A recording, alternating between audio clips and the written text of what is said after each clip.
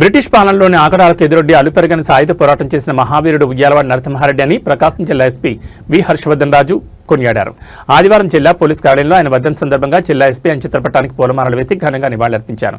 ఈ సందర్భంగా జిల్లా ఎస్పీ మాట్లాడుతూ 1857 తొలి భారత స్వాతంత్ర సమరానికి 10 ఏళ్ల ముందే బ్రిటిష్ దుష్టపాలనకు వ్యతిరేకంగా సాయుధ తిరుగుబాటు చేసిన ధైర్యవంతుడు నరసింహారెడ్డి అని పేర్కొన్నారు.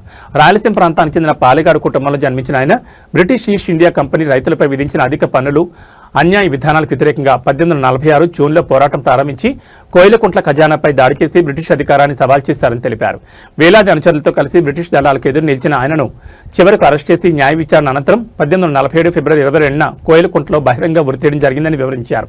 ఆయన త్యాగం భారత స్వాతంత్ర చరిత్రలో చిరస్మరణీయ ఘట్టంగా నిలిచిందని, దేశభక్తి, ధైర్యం, ఆత్మగౌరవానికి ఆయన జీవితం నిదర్శనమని ఎస్పీ పేర్కొన్నారు. ప్రస్తుతం యువత దేశభక్తి భావనతో సమాజానికి సేవ చేయాలని, స్వాతంత్ర సమరయోధుల త్యాగాలను స్మరించుకోవడం ద్వారా జాతీయ స్ఫూర్తిని పెంపొందించుకోవాలని సూచించారు.